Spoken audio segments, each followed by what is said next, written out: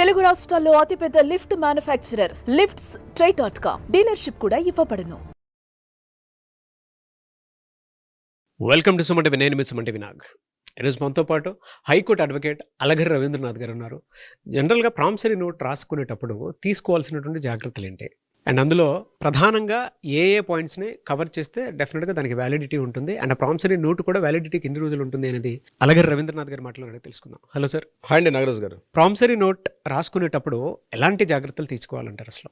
Promissory note యాక్చువల్గా దీనికి సంబంధించి చాలామందికి ఒక అపోజిట్ అంటే ప్రామిసరీ నోట్ అంటే ఒక రుణ ఒప్పంద హామీ పత్రం అనుకుంటారు. అంటే ప్రామిసరీ నోట్ అంటే నాట్ ఓన్లీ ఫర్ ద రుణ హామీ పత్రం ఒక్కటే కాదు, దాని వర్డ్లో ఉంది ప్రామిసరీ నోట్. ప్రామిసరీ వాగ్దాన పత్రం దాని పేరు. యాక్చువల్గా గుర్తుపెట్టుకొస్తుంది. ప్రామిసరీ నోట్ అంటే ఒక వాగ్దాన పత్రం. అంటే ఏంటి, తన దగ్గర అమౌంట్ ఏదైతే తీసుకుంటున్నావో అమౌంట్ ఇస్తాను అని చెప్తుంటే ఒక వాగ్దానం ఇస్తున్నటువంటి ఒక ఇన్ఫర్మేషన్. దీనికి సంబంధించింది నెగోషియబుల్ ఇన్స్ట్రుమెంట్ యాక్ట్ అని చెప్పి 1881లో సెక్షన్ 4 నుంచి సెక్షన్ 117 వరకు కూడా కంప్లీట్గా దీనికి సంబంధించినటువంటి డీటెయిల్స్ అన్నీ కూడా ఉంటుంది. ఈ నెగోషియబుల్ ఇన్స్ట్రుమెంటల్ యాక్ట్, దీన్ని ఎన్ఐ యాక్ట్ అంటారు. 1881లో ఉంటుంది యాక్చువల్లీ ఈ యాక్ట్ ప్రకారం.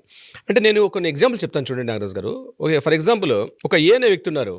ఏ అనే వ్యక్తి బి యొక్క హౌస్లో రెంట్కున్నారు. ఒక 1 year పాటు రెంట్కున్నారు. రెంట్కున్న తర్వాత 1 year పాటు రెంట్ పే చేయలేదు. పే చేయని సందర్భంలో 1 year తర్వాత వేకెంట్ చేయమని చెప్పి ఎప్పుడైతే బి అనే వ్యక్తి అడిగినప్పుడు ఇమ్మీడియట్గా హౌస్ వేకెంట్ చేస్తా అని చెప్పి ఆయన వెళ్ళిపోతూ ఈ అమౌంట్ 1 year సరిపోయిన అమౌంట్ ఏదైతే రెంటల్ అమౌంట్ ఉందో ఆ అమౌంట్ పే చేయలేను కాబట్టి దానికి ఆయన ఒక హామీ పత్రం, వాగ్దాన పత్రం ఇవ్వచ్చు. అంటే నేను నా దగ్గర అమౌంట్ లేదు కాబట్టి దీని అమౌంట్ నేను పలానా రోజుల్లో గడువులో పూర్తి చేస్తాను అని చెప్తే ఒక హామీ పత్రం రాసుకుంటారు. అదొకటి. ఇంకొక ఎగ్జాంపుల్ చెప్తాను చూడండి. ఫర్ ఎగ్జాంపుల్ ఈ మధ్యకాలంలో మేల్ నర్సింగ్స్ అంటే ఇంట్లో ఏజ్డ్ పర్సన్స్కి సర్వీసింగ్ ఎక్కువ చేయాల్సి వస్తుంది. అంటే ఇంట్లోనే ఉండి నర్సింగ్ స్టాఫ్ ఉంటారు. సో ఒక నర్సింగ్ స్టాఫ్ ఇంట్లో ఉండి కంప్లీట్గా సర్వీస్ చేస్తున్నారు. బట్ ఒక 6 months చేసిన తర్వాత కూడా రికవరీ అయ్యింది ఆ పర్సన్కి. అయిన తర్వాత కూడా ఆ ఏదైతే అనుకున్నటువంటి అమౌంట్ ఎవ్రీ మంత్ ఎంత అమౌంట్ ఇస్తానని చెప్పి అనుకున్నారో ఆ అంత అమౌంట్ ఆ విత్ ఇన్ స్టిపులేషన్ ఇప్పుడు ఏదైతే 6 monthsలో ఇవ్వకపోవడం వల్ల తను ఆ మేల్ నర్సింగ్ తను కంప్లైంట్ చేయడం వల్ల గట్టిగా ప్రెజర్ పెట్టడం వల్ల నేను ఈ అమౌంట్ నేను పలానా టైంలో ఇస్తాను అని చెప్తూ కూడా ఒక ఇన్స్ట్రుమెంట్ రాసుకోవచ్చు. దీన్ని కూడా ప్రామిసరీ నోట్ రాసుకోవచ్చు. మరొక ఎగ్జాంపుల్ చెప్తాను చూడండి. ఒక వ్యక్తి కారు తీసుకుని విజయవాడ వెళ్ళారు. అనే వ్యక్తి విజయవాడ వెళ్ళాలి, తనకు కారు కావాలి. తన ఫ్రెండ్ని అడిగాడు, కారు తీసుకున్నాడు. కారు తీసుకొని ట్రావెల్ చేశాడు విజయవాడ వరకు. వెళ్తూ మార్గ మధ్యలో ఏంటంటే ఏదో కారు యాక్సిడెంట్ అయింది. అయితే రికవరీ చేయడం కోసం చెప్పి అమౌంట్ దగ్గర లేదు తన దగ్గర. అప్పుడు ఏం చేశాడు, ఎవరైతే కారు ఓనర్ ఉన్నాడో కారు ఓనరే పేమెంట్ చేసేసాడు. కానీ ఏదైతే యాక్సిడెంటల్ జరిగినట్టు ఆ అమౌంట్ ఉందో నేను ఆ అమౌంట్ తర్వాత ఇస్తాను అని చెప్పాడు. దానికి కూడా ప్రామిసరీ నోట్ రాసుకోవచ్చు. ఇది ఎగ్జాంపుల్ నేను చెప్తాను. ఇంకొక ఎగ్జాంపుల్ చెప్తాను. కొంత అమౌంట్ తన కూతురు పెళ్ళికనో లేకపోతే వేరే ఒక బాబు చదువు కోసం చెప్పి జాబ్ నిమిత్తం పైకి వెళ్తున్నారు. అటువంటి సమయంలో ఫ్రెండ్ దగ్గరికి వెళ్ళి అమౌంట్ తీసుకున్నారు. ఆ అమౌంట్ పలానా టైంలో ఇస్తాను అని చెప్పి కూడా కొంత అమౌంట్ తీసుకున్నారు. దానికోసం ఒక నోట్ రాసుకున్నారు. ఇప్పుడు నేను చెప్పిన 4 ఎగ్జాంపుల్స్ ఉన్నాయి నాగరాజ్ గారు. ఈ 4 ఎగ్జాంపుల్స్ 4 రకాలుగా ఉంది. అబ్జర్వ్ చేయండి మీరు. ఫస్ట్ ఏంటి, ఒక రెంట్ పే చేయడం గురించి మీకు నేను చెప్పాను. ఇంకొకటి సేవల గురించి చెప్పాను, సర్వీస్ ఇచ్చారు అక్కడ. మూడోది యాక్సిడెంట్ జరిగింది అనుకోని యాక్సిడెంట్ జరిగింది కాబట్టి దాని రికవరీ గురించి చెప్పాను. ఫోర్త్ నేను చెప్తున్నాను ఏదైనా అవసరాల నిమిత్తం అమౌంట్ తీసుకోవడం. సో ఏ రకంగానైనా తీసుకోవచ్చు. గుర్తుపెట్టుకోవాల్సిన ఏంటంటే ప్రామిసరీ నోట్ అంటే నాట్ ఓన్లీ ఫర్ ఒక అమౌంట్ తీసుకున్నామనే కాదు, ఏ పర్పస్ మీద తీసుకోవచ్చు. ఆ పర్పస్ సంబంధించి కూడా మనం నెగోషియబుల్ ఇన్స్ట్రుమెంట్ రాసుకుంటాం. అది ప్రామిసరీ నోట్. అయితే ప్రామిసరీ నోట్ రాసుకునేటప్పుడు విధి విధానాలు ఏంటి, అసలు యాక్ట్ ఏం చెప్తుంది, రూల్స్ ఏం చెప్తున్నాయి. ఇప్పుడు నేను చెప్పే ఎగ్జామ్స్ అన్నీ కూడా యాక్ట్లో ఉన్నట్టుగానే ఉంటాయి యాక్చువల్గా. సో అసలు యాక్ట్ ఏం చెప్తుంది, ఎలా ఉండాలి. సో నెంబర్ 1, ప్రామిసరీ నోట్ ఏదైతే రాసుకుంటున్నారో నిర్దిష్టంగా రిటర్న్ డాక్యుమెంట్ అయి ఉండాలి, నాట్ ఓరల్ కమిట్మెంట్ కాదు. సో తప్పనిసరిగా ఒక రిటర్న్ డాక్యుమెంట్ అయి ఉండాలి. That is number 1 rule. Number 2, అది ఒక టైం స్టిపులేషన్ పీరియడ్, ఒక 1 year, 2 year, 3 years అన్నది వాళ్ళిద్దరి మధ్య ఉన్న అండర్స్టాండింగ్ బట్టి ఒక టైం బాండ్ కంపల్సరీ ఉండాలి. థర్డ్ పాయింట్, అమౌంట్ అనేది స్పెసిఫిక్గా ఉండాలి. ఖచ్చితంగా అమౌంట్ అనేది స్పెసిఫిక్ అమౌంట్. నేను దాని గురించి ఎక్స్ప్లెయిన్ చేసేటప్పుడు చెప్తాను. అమౌంట్ స్పెసిఫిక్ అమౌంట్ అంటే ఏంటని నేను మీకు ఎక్స్ప్లెయిన్ చేస్తాను. ఫోర్త్ పాయింట్ మెయిన్ ఇంపార్టెంట్ ఏంటంటే ఏదైతే ఇద్దరి మధ్య ఉన్నారో ఆ రాసుకుంది ఏదైనా ఒక షరతు విధించి మాత్రం చేయకూడదు. ఒక షరతు ఉండకూడదు, అంటే ఒక కండిషన్ అప్లై ఉండకూడదు మీద, అంటే అన్కండిషనల్గా పేమెంట్ చేస్తాను అని చెప్పి మాత్రం ఉంటుంది. ఇది 4th point. 5th point, compulsory ఇద్దరు సాక్షి సంతకాలు కంపల్సరీ ఉండాల్సిన అవసరం అయితే ఉంటుంది. Okay. So these are the 5 important points. నేను ఒక్కొక్క పాయింట్ వివరంగా చెప్పే ప్రయత్నం చేస్తాను. ఫస్ట్ పాయింట్, ఇది రిటర్న్ డాక్యుమెంట్ అయి ఉండాలి. Number 1 point, first return document అయి ఉండాలి. ఏంటి రిటర్న్ డాక్యుమెంటు అంటే చేతి హస్తాలతో అంటే స్వదస్తురితో రాసుకోవచ్చు, పెన్నుతోనే రాయొచ్చు, బాల్ పెన్తోనే రాసి పెట్టవచ్చు, లేదా ఇంకి పెన్తో రాయొచ్చు, ఇంకా చెప్తే నమ్మరండి పెన్సిల్తో కూడా రాసుకోవచ్చు.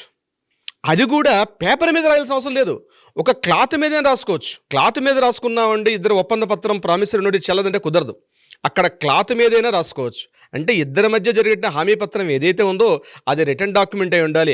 ఆ రిటర్న్ డాక్యుమెంట్ కూడా కొంత ప్రింట్ ఉండొచ్చు, కొంత హ్యాండ్ రైటింగ్ ఉండొచ్చు. ఇప్పుడు మార్కెట్లో ప్రామిసరీ నోట్ అంటే స్టేషనరీ షాపులో ఒక పేపర్ దొరుకుతుంది, ఆ పేపర్ని ఫిల్ చేసుకుంటూ వెళ్తారు ఫిల్ ఇన్ ది బ్లాంక్స్ దగ్గర, ఆ పర్సన్ ఎవరని చెప్పి ఫిల్ చేసుకుంటారు. అలా కూడా ఉండొచ్చు. తెలుగులోనే రాసి పెట్టవచ్చు, హిందీలో రాసి పెట్టుకోవచ్చు, లోకల్ లాంగ్వేజ్ కావచ్చు, ఎనీ నేషనల్ లాంగ్వేజ్లో కూడా రాసి పెట్టుకోవచ్చు ప్రామిసరీ నోట్ అన్నది. ఇది వెరీ వెరీ ఇంపార్టెంట్. సో నిర్దిష్టంగా రాసుకున్నటువంటి డాక్యుమెంట్ హ్యాండ్ రైటింగ్ అయినా రాసుకోవచ్చు, లేకపోతే ప్రింటెడ్ పేపర్ అయినా ఉండొచ్చు. ఇట్స్ వెరీ ప్రతి పాయింట్ క్లియర్గా ఉంటుంది యాక్ట్లో. నెంబర్ 2 ఏంటంటే దీన్ని ఎక్స్ప్లెయిన్ చేసి దీని కంటిన్యూషన్ పాయింట్ అంటే ఏదైతే మనం రాస్తున్నామో పేపర్ సంతకం మాత్రం సంతకం కావచ్చు, లేకపోతే వేలిముద్ర కావచ్చు, ప్రామిసరీ ఎవరైతే రుణాన్ని తీసుకుంటున్నాడో అంటే రుణగ్రహీత ఎవడైతే అమౌంట్ తీసుకుంటున్నారో అతని యొక్క సంతకం కానీ వేలిముద్ర కానీ కంపల్సరీ ఉండాలి. పైన రాసుకున్న సంతకం మిస్ మ్యాచ్ అయినా పర్వాలేదంటే ఎవరైనా రాసి కింద సంతకం ఎవరైతే అమౌంట్ తీసుకుంటున్నారో వాళ్ళ యొక్క సంతకం అయితే ఉండొచ్చు, లేకపోతే వేలిముద్ర కూడా కంపల్సరీ ఉండొచ్చు. ఇది ఖచ్చితంగా రిటర్న్ డాక్యుమెంట్ ఉండాలి. ఇది నెంబర్ 1 పాయింట్. నెంబర్ 2 పాయింట్ నేను మీకు ఏం చెప్పాను, ఖచ్చితంగా డేట్ మెన్షన్ చేసి ఉండాలి. అంటే ఎన్ని రోజుల్లో ఇస్తున్నాం, పలానా రోజుల్లో ఇస్తున్నాం అంటే 1 year ఇస్తున్నామా 2 years ఇస్తున్నామా ఆ స్పెసిఫిక్ డేట్ కూడా మెన్షన్ చేయాలి. నెంబర్ 3 అమౌంట్ కూడా మెన్షన్ చేయాలి. అక్కడ ఎంత అమౌంట్, ఇక్కడ చూడండి ప్రిన్సిపల్ అమౌంట్ సపోజ్ ఒక 1,00,000 రూపాయలు తీసుకున్నారు, 1,00,000 రూపాయలకి ఇంత వడ్డీ కలిపి వేస్తున్నాము అని చెప్పి రాసుకుంటారు కొంతమంది. అది ధర్మ వడ్డీ అంటారు, 2 రూపాయల వడ్డీ అంటారు. అంటే గవర్నమెంట్ లెక్కల ప్రకారం 24% రాసుకుంటారు కాబట్టి అది కూడా మెన్షన్ చేయాలి. అక్కడ పర్సంటేజ్ మెన్షన్ చేయకపోయినా టోటల్ అమౌంట్ ఇంత తీసుకున్నారు, ఇంత అమౌంట్ ఇన్ని రోజుల్లో ఇస్తారు అని చెప్పి అయితే మెన్షన్ చేసుకోవాలి. ఇంకొక 3rd పాయింట్, ఎటువంటి షరతులు లేకుండా రాసుకోవాలి. ఫర్ ఎగ్జాంపుల్ షరతులు అంటే నేను మీకు అమౌంట్ ఇస్తాను, మా అబ్బాయి పెళ్ళి అయిన తర్వాత అమౌంట్ ఇస్తాను, మా అమ్మాయి పెళ్ళి అయిన తర్వాత ఇస్తాను, లేకపోతే మా అబ్బాయికి జాబ్ వస్తే ఇస్తాను, లేకపోతే మా నాన్నగారు చనిపోయికి ఇస్తాను, ఆ ప్రాపర్టీ వస్తుంది, ఆ అమౌంట్ వచ్చాక అప్పుడు అందులో అమౌంట్ ఇస్తాను. ఇట్లాంటి షరతులు అన్నీ ప్రామిసరీ నోట్లో పనికిరావు. అట్లాంటి డాక్యుమెంట్ ఇన్వాలిడ్ అవుతుంది అనమాట. అంటే అన్కండిషనల్గా ఉండాలి. నేను మీకు ఇస్తున్నాను వితౌట్ ఎనీ కండిషన్. మీ దగ్గర అమౌంట్ నేను తీసుకున్నాను, ఈ అమౌంట్ ఒక్కటే తీసుకోవడం కాదు, నేను చెప్పాను ఇందాక 4 పాయింట్స్. ఏ సందర్భంగా సర్వీస్ ఓరియంటేషన్, రెంటల్ పర్పజా, లేకపోతే ఎనీ పర్పస్ తీసుకున్నప్పుడు కూడా దానిని క్లియర్గా అన్కండిషనల్గా ఇస్తాను, అంతేగాని మా నాన్నగారు చనిపోతే ఇస్తాను, మా నాన్నగారు ప్రాపర్టీ వస్తుంది అని ఇట్లాంటి కండిషన్స్ అన్ని పెడితే ఆ ఖచ్చితంగా ఆ ప్రామిసరీ నోటు ఇన్వాలిడ్ అవుతుంది. సో అన్కండిషనల్గా పేమెంట్ చేయాల్సిన విధానం ఉంటుంది. ఇంకొకటి ఇందాక నేను ఒక మాట చెప్పాను, ఆ రిటర్న్ డాక్యుమెంట్ ఏదైతే రాస్తుంటారో ఆ రిటర్న్ డాక్యుమెంట్లో వర్డ్స్ రాస్తారు, లెటర్స్ రాస్తారు. అంటే ఫర్ ఎగ్జాంపుల్ ఒక 1 lakh రూపాయ అనుకోండి, 1 5 సున్నాలు పెట్టడం. కొన్ని చోట్ల ఇన్వర్ట్స్ రాస్తారు. అంటే ఇన్వర్ట్స్ రాసేటప్పుడు ఏం చేస్తారంటే అక్షరాల 1,00,000 రూపాయలు అని మనం విడివిడిగా రాస్తాం. ఆ రాసేటప్పుడు ఒకవేళ ఇన్ కేస్ ఏదైనా మిస్టేక్ జరిగినప్పుడు, అంటే రిటర్న్ వర్డ్స్ ఉండి అక్కడ నెంబరింగ్ రాసేటప్పుడు ఏదైనా సున్నాలు తక్కువ పెట్టి ఎక్కువ పెట్టుకునేటప్పుడు, ఇట్లాంటి విషయంలో ఏదైనా లీగల్ ప్రాబ్లమ్స్ వచ్చేటప్పుడు దేన్ని కన్సిడర్ చేస్తారు అసలు చాలా పెద్ద విషయం.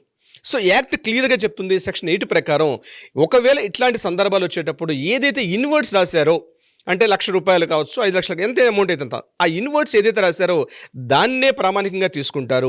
ఒకవేళ మిస్టేక్ ఉన్నప్పటికీ కూడా, అంటే ఈ లెటర్స్ మన నెంబర్స్ రాసుకునేటప్పుడు తప్పుగా ఒక అంకె ఎక్కువ సున్నా తక్కువ వేసినప్పుడు కూడా ఏదైతే ఇట్లాంటి ఇన్వర్ట్స్ ఉంటారో దాన్నే ప్రామాణికంగా తీసుకుంటారని కూడా చెప్తుంది. నెంబర్ 3 ఇక్కడ సాక్షి సంతకాలు is very very most important. అంటే మనం పైనంతా డాక్యుమెంట్ రాసి కిందన revenue stamp is the very very important. అంటే ఒక revenue stamp 1 rupee revenue stamp మీద అప్ టు 3 crores వరకు తీసుకోవచ్చు. That is the value important. 3 crores వరకు 1 rupee revenue stamp equal to 3 crores అంటే 3 కోట్ల రూపాయల వరకు కూడా వర్తబుల్ ఉంటుంది. చాలా మందికి ఈ విషయం లీగల్గా చాలా మంది తెలియదు. 1 rupee revenue stamp is valid up to 3 crores వరకు ఉంటుంది. సో ఇక్కడ సంతకం పెట్టేశారు, అంతా అయిపోయింది. ఇక్కడ వచ్చేసరికల్లా ఈ సిగ్నేచర్స్ సాక్షి సంతకాలు వెరీ వెరీ మోస్ట్ ఇంపార్టెంట్. సాక్షి సంతకాలు లేకపోతే టోటల్ డాక్యుమెంట్ అంతా కూడా ఇన్వాలిడ్ డాక్యుమెంట్ అవుతుంది. నాట్ ఓన్లీ ప్రామిసరీ నోట్ ఒకటే కాదు, ఎటువంటి ఒప్పంద పత్రం అగ్రిమెంట్ రాసుకున్నా, లేదా ఒక సేల్ డీడ్ రాసుకున్నా, ఒక agreement of sale deed any type of ఒక జీపీఏ ఏది రాసుకున్నప్పటికీ కూడా కిందన సాక్షి సంతకాలు లేకపోతే ఏదైనా న్యాయపరంగా చిక్కులు కానీ అంటే ప్రాబ్లమ్స్ ఏమైనా వచ్చినప్పుడు ఈ సాక్షి సంతకాలు లేకపోవడం వల్ల చాలా ఇన్వాలిడ్ అవుతుంది. అంటే క్లియర్గా చెప్తుంది యాక్ట్ ఏం చెప్తుందంటే సాక్షి సంతకాలు ఈజ్ వెరీ వెరీ మ్యాండేటరీ. అంటే ఒకసారి ఏం చేస్తారంటే కొంతమంది సైన్ చేసేస్తారు ఏదంటే, అంటే ఫర్ ఎగ్జాంపుల్ నా పేరు అనుకోండి రవీంద్రనాథ్ అనుకోండి, రవీంద్రనాథ్ అని ఏదో ఫార్మల్గా రాసిస్తాను, అట్లా కుదరదు అనమాట. కంపల్సరీ రవీంద్రనాథ్ అని రాస్తే కింద నా నేమ్ కూడా విడివిడి అక్షరాలతో కంపల్సరీ రాయాల్సిన అవసరం ఉంటుంది. అంతేగాని రవీంద్రనాథ్ ఆ క్షణానికి ఏదో పని అయిపోవాలి కాబట్టి అని చెప్పి ఏదో ఇట్లా సిగ్నేచర్ చేసేస్తామంటే కుదరదు. ఆ పర్సన్ ఎవరో తెలియాలి కాబట్టి ఒకవేళ సిగ్నేచర్ పెట్టినా కిందన ఈచ్ అండ్ ఎవ్రీ లెటర్ కూడా విడివిడి అక్షరాలతో కూడా మళ్ళీ సాక్షాంతకాలు పెట్టుకోవాలి. అయితే వాళ్ళ ఆధార్ కార్డులు అవసరమా, ఇట్లాంటివన్నీ కూడా అంత పెద్దగా అవసరం ఉండదు డాక్యుమెంట్ రాసుకునే సందర్భంలో. Promissory note is very very important. ఇంకొకటి ఇంపార్టెంట్ అంటే ఈ promissory note up to 3 years వరకు వ్యాలిడిటీ. ఓకే, అంటే ఒక ఇద్దరి మధ్య ఒక వాగ్దాన పత్రం అంటే ఒక అమౌంట్ విషయంలో జరిగినప్పుడు ప్రామిసరీ నోట్ అంటే ముందే చెప్పాను వాగ్దాన పత్రం. సో రాసుకునేటప్పుడు ఆ డాక్యుమెంట్ ఇన్ టైంలో జరగకపోతే, పేమెంట్ జరగకపోతే ఆ డాక్యుమెంట్ ఎక్స్పైర్ అయిన డేట్ నుంచి, రాసుకున్న డేట్ నుంచి కాదండి, ఏదైతే ఎక్స్పైర్ అవుతుందో అంటే పలానా ఈ రోజు ఒక డాక్యుమెంట్ రాసుకున్నారు, ఈ రోజు మనకు ఒక డేట్ ఉంది, ఈ డేట్లో 1 yearలో డేట్ ఇస్తానని చెప్పి అమౌంట్ రాసుకున్నాం, 1 year నుంచి 3 years టైం ఉంటుంది. That is the validity. With in 3 yearsలో ఆ యొక్క డాక్యుమెంట్ లీగల్ కోర్టులో సబ్మిషన్ చేసినప్పటికీ దానికి వ్యాలిడిటీ ఉంటుంది. 3 years లేకపోతే దానికి వేరే సపోర్టింగ్ ఉంటుంది. అది మనం వేరే ఇంకొక వీడియోలో డిస్కస్ చేస్తాం ఎలా చేస్తే అవుతుందని చెప్పి. బట్ ఏదైనప్పుడు కూడా విత్ ఇన్ 3 yearsలో పేమెంట్ రాకపోతే రికవరీ చేయడానికి విత్ ఇన్ 3 yearsలో మాత్రమే దానికి డాక్యుమెంట్ ఫైల్ చేసుకునే అవకాశం ఉంటుంది నాగరాజ్ గారు. సో మెయిన్ ఏంటంటే date is very important, person ఎవరు రాస్తున్నారో పర్సన్ ఇంపార్టెంట్, వాళ్ళ ఫాదర్ నేమ్ ఇంపార్టెంట్, ఎంత అమౌంట్ తీసుకుంటున్నాం అన్నది ఇంపార్టెంట్, ఎప్పట్లోగా ఇస్తా ఉన్నది ఇంపార్టెంట్. ఇవన్నీ కూడా కన్సిడర్ చేసుకుంటూ రాయాలి. అప్పుడే ఈ ప్రామిసరీ నోట్ అనేది వ్యాలిడిటీ అవుతుంది. దీనికి రిటర్న్గా రాసుకున్నా, హ్యాండ్ రైటింగ్తో రాసుకున్నా, ఎట్లా రాసుకున్నప్పుడు కూడా కింద రెవెన్యూ స్టాంప్ పెట్టడం is very very mandatory. These are the conditions Nagaraj గారు. వెరీ గుడ్ ఇన్ఫర్మేషన్ అండి. చాలా మందికి చాలా రకాల డౌట్స్ ఉంటాయి. అండ్ ప్రామిసరీ నోట్ను కూడా కొంతమంది తక్కువగా చేసి చూసేటువంటి వాళ్ళు కూడా ఉంటారు. ఇప్పుడు మీరు చెప్పినటువంటి ప్రతి మైన్యూట్ పాయింట్లోనూ ఒక కేర్ఫుల్ అనేది చాలా క్లియర్గా కనిపిస్తుంది. Very meaningful video. ఎవరైనా సరే ప్రామిసరీ నోట్ రాసుకునేటప్పుడు ఈ వీడియో చూసిన తర్వాత ఒకవేళ చిన్న చిన్న డౌట్స్ ఉంటే మిమ్మల్ని అప్రోచ్ అవ్వచ్చని అపాయింట్మెంట్ తీసుకుని తప్పనిసరిగా నాగరాజ్ గారు కింద ఏదైతే నెంబర్ స్క్రోల్ అవుతుందో ఈ నెంబర్ని కాంటాక్ట్ చేయగలిగితే లీగల్ టీం వాళ్ళకి అప్రోచ్ అవుతారో డెఫినెట్గా వాళ్ళకి కావాల్సినటువంటి న్యాయ సలహా సంప్రదింపులు తప్పనిసరిగా చేస్తారు. Thank you sir. Thank you so much Ravindranath గారు. థ్యాంక్ యూ సో మచ్ అండి నాగరాజ్ గారు. సో చూశారు కదండి వీడియో. ఈ వీడియోపై మీ అభిప్రాయం కమెంట్ బాక్స్లో పోస్ట్ చేయండి. ముఖ్యంగా మీరు కనుక రవీంద్రనాథ్ గారిని కనుక అప్రోచ్ అవ్వాలి అనుకుంటే, ఎటువంటి న్యాయ సలహాలకు సంబంధించినటువంటి ఏదైనా సరే మీకు ఉండేటువంటి సమస్యను బట్టి మీరు ముందుకు రావాలి అనుకుంటే స్క్రీన్ మీద అలగిరి రవీంద్రనాథ్ గారి కాంటాక్ట్ నెంబర్ కనిపిస్తుంది. దాన్ని మీరు కాల్ ఆర్ మెసేజ్ వాట్సాప్ చేసి వెంటనే అపాయింట్మెంట్ బుక్ చేసుకోవచ్చు. అండ్ ఈ వీడియో లైక్ చేయండి, షేర్ మాత్రం తప్పకుండా చేయండి.